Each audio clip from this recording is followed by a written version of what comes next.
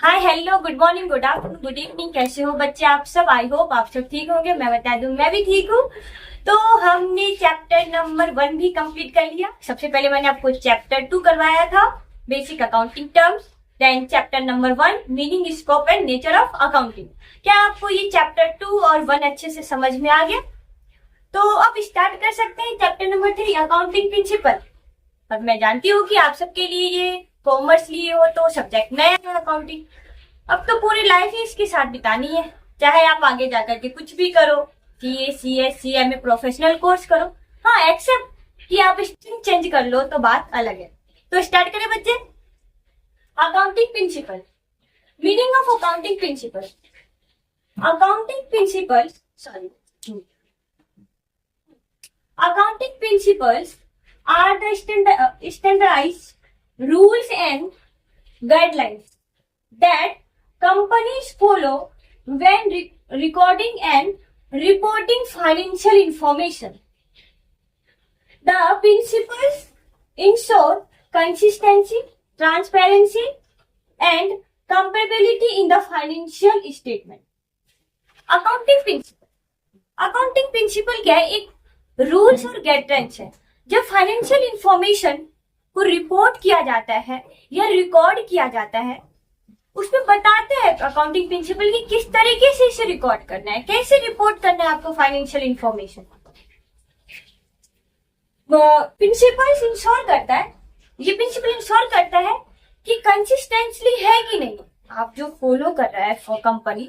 मैं for example के लिए आपको बताती हूँ, वैसे आप आगे जाके पढ़ोगे कि कंपनी डेप्रिसिएशन चार्ज करती है ऑन मशीनरी पर SLM method, straight line method या डब्ल्यूटीपी, रिटर्न डाउन वैल्यू। कोई भी एक मेथड चूज करना पड़ेगा उसको। तो स्ट्रेट लाइन मेथड मान लो इन्होंने लगा दिया, डेप्रिसिएशन चार्ज कर दिया मशीनरी पे, तो इसको कंसिस्टेंटली फॉलो करना पड़ेगा। ये नहीं कि एक साल हमने क्या लगा दिया एसएलएम मेथड से, दूसरा लगा दिया डब्ल्यूटीपी मेथड से दूसरे साल। नहीं, अगर आपने एक साल SLM straight line method use किया मशीनरी अकाउंट पे, तो आगे भी यही यूज करना है। ये नहीं कि इस साल हमने दूसरा मेथड यूज कर लिया डेप्रिसिएशन के लिए, आगे हमने दूसरा मेथड यूज कर लिया। आगे आपका चैप्टर आएगा डेप्रिसिएशन, उसमें अच्छे समझोगे स्ट्रेट लाइन मेथड क्या है और डब्ल्यूटीपी मेथड क्या है। ठीक है बच्चों? तो कंसिस्टेंटली, ट्रांसपेरेंसी मतलब प्रॉफिट अगर 10 लाख दिखा रहे हो तो 10 लाख ही होना चाहिए। ये नहीं कि प्रॉफिट 8 लाख है और 10 लाख आप दिखा रहे हो। ठीक है बच्चों?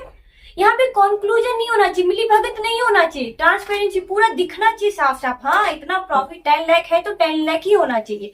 ये प्रिंसिपल रूल्स और गाइडलाइंस बताते हैं कि ऐसे ही आपको बताना पड़ेगा। तो consistency, transparency and comparability in a financial statement. Compare previous year का ले लो, करंट ईयर का ले लो, दोनों साल का अगर कंपेयर किया जाए फाइनेंशियल स्टेटमेंट तो कंपेयर भी होना चाहिए। अब कंपेयर करें, मैं बताती हूँ कंसिस्टेंटली आपको बताया कि डब्ल्यूडीवी मेथड ही यूज करने डेप्रिसिएशन।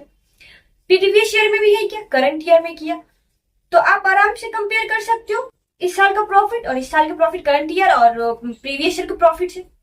पता चल सकता है कि परफॉर्मेंस क्या होगा, क्या हमारे परफॉर्मेंस पिछले साल से बेटर है या नहीं है। इस साल पिछले साल का प्रॉफिट हमारा था 10 लाख, इस साल का 12 लाख हुआ, 2 लाख हुआ, तो हमने क्या इंप्रूव किया। मान लो कि प्रॉफिट पिछले साल 2 लाख था, इस बार 10 लाख हुआ, तो 2 लाख कहां पे मिस कर दिया, कहां पे आपने सही से प्लानिंग नहीं किया।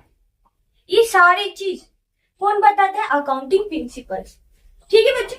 तो मैंने ये बताया आपको कि डब्ल्यूटीपी मेथड सीखे तो आप आराम से कर लिए।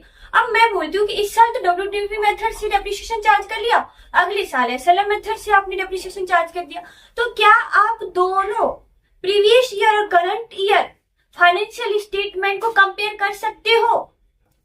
कंपेयर करोगे पर दोनों में डिफरेंट हो जाएगा।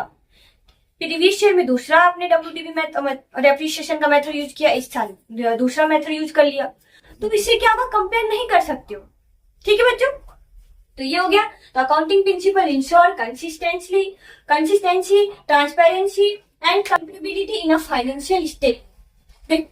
This principles are part of framework. Framework मतलब एक ढांचा का ही पार्ट है ये। देखो इसमें क्या है, दो द टू मेजर फ्रेमवर्क। क्या? गैप। गैप याद रखना है आपको, हमेशा काम आएगा। गैप मतलब जनरली एक्सेप्टेड अकाउंटिंग, सॉरी मैं तो लिखी नहीं यहाँ पे, जनरली एक्सेप्टेड अकाउंटिंग प्रिंसिपल। ठीक है बच्चों, ये अकाउंटिंग प्रिंसिपल ऐसा है जिसे हर जगह एक्सेप्ट किया गया, ये नहीं कि सिर्फ इंडिया में, इंडिया के बाहर भी जहां जहां अकाउंटिंग होता है वहां पे अकाउंटिंग प्रिंसिपल्स को इन्होंने क्या किया है, मतलब रखा है सेम, जो जनरली एक्सेप्टेड है अकाउंटिंग प्रिंसिपल। सिर्फ इंडिया में नहीं, आउट ऑफ इंडिया भी है, जहां जहां अकाउंटिंग होता है वहां वहां पे अकाउंटिंग प्रिंसिपल को क्या किया है, एक्सेप्ट किया है। और ये यूनिवर्सली प्रूफ भी है, बार उसको प्रूफ किया गया, एक ही बार नहीं कई बार प्रूफ किया गया। इसीलिए अकाउंटिंग प्रिंसिपल जो है बच्चे वो है जनरली, किस बेस पे है, गैप के बेस पे, जनरली एक्सेप्टेड अकाउंटिंग प्रिंसिपल। ठीक है बच्चों, एक और होता है IFRS। IFRS means international financial reporting standards. इस चैप्टर, जब आप चैप्टर पढ़ोगे ना वो वाला अकाउंटिंग स्टैंडर्ड, उसमें आपको मैं अच्छे से समझाऊंगी। उसमें अकाउंटिंग स्टैंडर्ड्स प्लस ये भी है IRFS, international financial reporting standards, वो दोनों ही, उसमें डिफरेंट भी, AS का क्या डिफरेंट है और IFRS उसमें क्या डिफरेंट है। तो समझ गए बच्चे, अकाउंटिंग प्रिंसिपल क्या है, एक रूल्स है या गाइडेंस है, रूल्स एंड गाइडेंस है जो प्रोवाइड करता है कब जब फाइनेंशियल इंफॉर्मेशन को रिकॉर्ड किया जाता है, रिपोर्ट किया जाता है। ठीक है, ये अकाउंटिंग प्रिंसिपल ये इंश्योर करता है कि जो फाइनेंशियल स्टेटमेंट है वो कंसिस्टेंसी, ट्रांसपेरेंसी एंड कंपेरेबिलिटी है। और इसके ये जो है ये फ्रेमवर्क का पार्ट है। फ्रेमवर्क क्या क्या है, एक गैप है, जनरली एक्सेप्टेड अकाउंटिंग प्रिंसिपल, जो सिर्फ इंडिया में नहीं जहां जहां अकाउंटिंग किया जाता है वहां भी एक्सेप्टेड है। तो एक कह सकते हैं कि पूरे वर्ल्ड में इसको एक्सेप्ट किया गया है और इसको बार बार प्रूफ करके दिखाया गया है, यूनिवर्सली ट्रुथ है, ये सही है। ठीक है बच्चों, और एक है IFRS जो मैं आपको बाद में अच्छे से डिटेल में समझाऊंगी। तो अब इसका कैरेक्टरिस्टिक पढ़ते हैं, अकाउंटिंग प्रिंसिपल। तो बच्चों इसे कैरेक्टरिस्टिक देखते हैं। नेचर बोल दो कैरेक्टरिस्टिक या फीचर ऑफ अकाउंटिंग प्रिंसिपल्स। सबसे पहले accounting principles are uniform set of rules. देखो, accounting principles are uniform set of rules and guidance developed to ensure uniformity and easy understand of accounting information।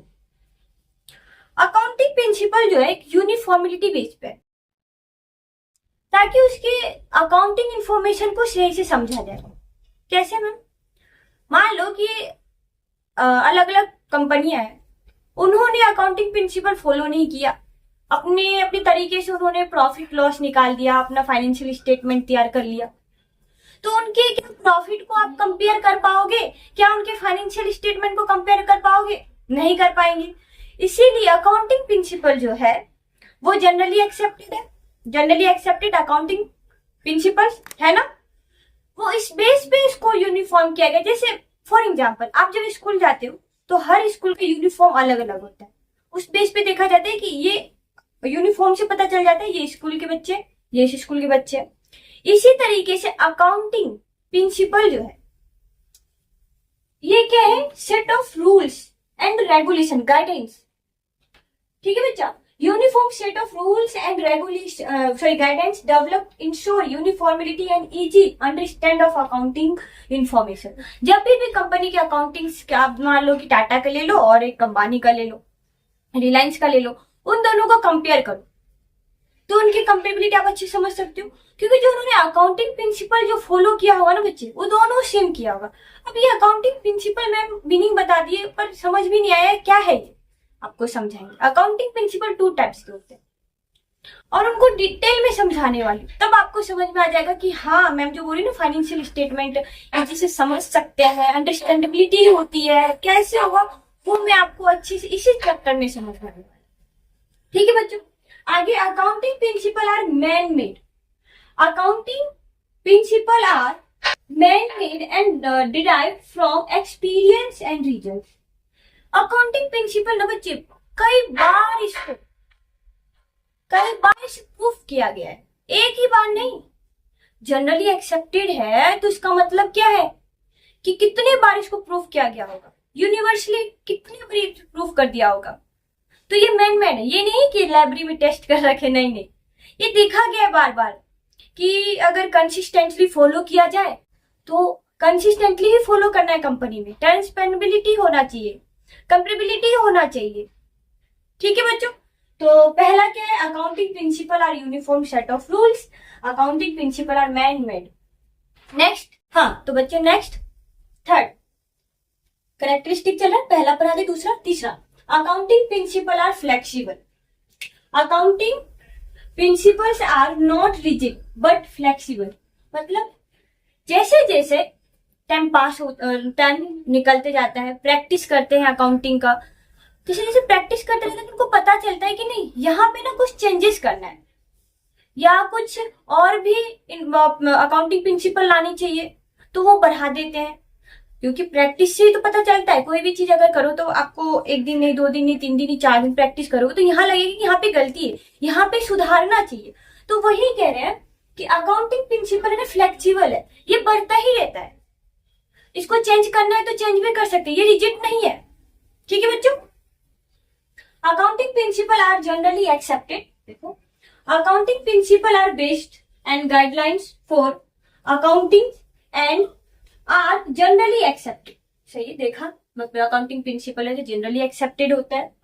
The general acceptance of accounting principle depend upon how well it satisfy the following 3 rules. अब 3 rules पे है ना ये depend करता है, rules and guidelines जो होते हैं 3 रूल्स है।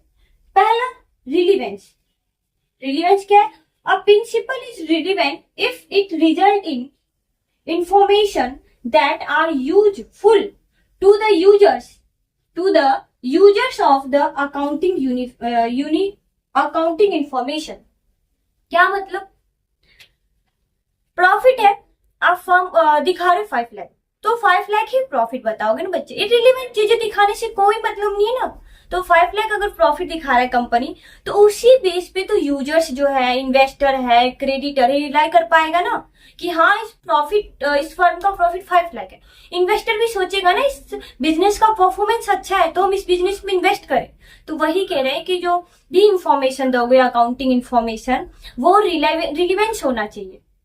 ठीक है बच्चों, नेक्स्ट देखिए बच्चों, ए पढ़ा दिया relevance, B objectivity, a principle is objective if it is free from personal biases or judgment of those who furnish the information। कहने का मतलब है जो इंफॉर्मेशन दे रहे हैं अकाउंटिंग इंफॉर्मेशन वो फ्री फ्रॉम बाइस होना चाहिए, मतलब अनबाइस नहीं होना चाहिए, मिली भगत नहीं होने चाहिए। जो आप इंफॉर्मेशन दे रहे हो अकाउंटिंग इंफॉर्मेशन वो पूरे सही होने चाहिए। जजमेंट पे है तो ये नहीं कि आप अपने हिसाब से कुछ भी दे रहे हो, नहीं, जो इंफॉर्मेशन यूजर्स के लिए सही है वही इंफॉर्मेशन प्रोवाइड करो। अगर प्रॉफिट 5 लाख का है तो 5 लाख ही दिखाओगे, अगर बिजनेस में कुछ डिस्प्यूट चल रहा है तो वो भी बताना पड़ता है बच्चों। ठीक है, ये हो गया। और principle is objective if it is free from personal bias और judgement of those who furnish the information. C flexibility, a principle is क्या होता है feasible, it can be applied without undue complexity और cost। कहने का मतलब है जो ये अकाउंटिंग प्रिंसिपल्स लगाते हैं इसमें कोई खर्चा नहीं है, फ्लेक्सिबिलिटी है, कोई ऐसा नहीं है कि कॉम्प्लेक्स है, बहुत ही ज्यादा हार्ड है, ऐसा भी नहीं। ठीक है बच्चों, तो ये हो गया आपके ऑब्जेक्टिव। अब पढ़ते हैं नीड ऑफ अकाउंटिंग प्रिंसिपल्स। क्यों जरूरत पड़ा अकाउंटिंग प्रिंसिपल का, क्या जरूरत था जो अकाउंटिंग प्रिंसिपल लाया गया। देखो, accounting principle are needed to ensure uniformity होना चाहिए, सेम होना चाहिए सभी कंपनी जो भी अकाउंटिंग प्रिंसिपल फॉलो करता है। एक्यूरेंसी करेक्ट होना चाहिए। रिलायबिलिटी मतलब वेरीफिएबल होना चाहिए। सेल अगर आप बता रहे हो कि हमने इस साल में 10 लाख का सेल किया है तो उसके लिए क्या बिल भी होना चाहिए, इनवाइस भी होना चाहिए, ताकि क्या कर सके, वेरीफिएबल मतलब वेरीफाई कर सके क्या ये सही है, सच बोल रहे हैं कि नहीं। ठीक बच्चों, comparability, past year, current year, financial information, financial statement को कंपेयर कर सके या सेम बिजनेस से जैसे बिजनेस है सेम नेचर का तो अलग अलग बिजनेस से भी कम्युनिकेट कर सकते हैं। एंड प्रॉपर रिकॉर्डिंग होना चाहिए of financial transaction which help users in making decision, जिससे फाइनेंशियल स्टेटमेंट देख करके क्या कर सके यूजर्स, डिसीजन ले सके क्या मुझे बिजनेस में इन्वेस्ट करना चाहिए। इन्वेस्टर एक सोचेगा ना, पहले क्या देखेगा, फाइनेंशियल इंफॉर्मेशन, फाइनेंशियल स्टेटमेंट देखेगा, चाहिए कि बिजनेस का परफॉर्मेंस क्या है, उसकी फाइनेंशियल पोजीशन क्या है, जो ये अकाउंटिंग प्रिंसिपल्स है क्या इन्होंने ये फॉलो किया है या नहीं किया है। ये सारे देख करके ही तो यूजर क्या करेगा, एक कंपनी में इन्वेस्ट करता है कि नहीं करता है बच्चों। यहाँ पे तो आपको थोड़ी थोड़ी समझ में आएगा, मतलब ठीक है थोड़ा सा धुलता धुलता कि समझ में आ रहा है कि नहीं आ रहा। कल का जो है बताऊंगी मैं आपको अकाउंटिंग प्रिंसिपल कितने पार्ट है, इसके 2 पार्ट है।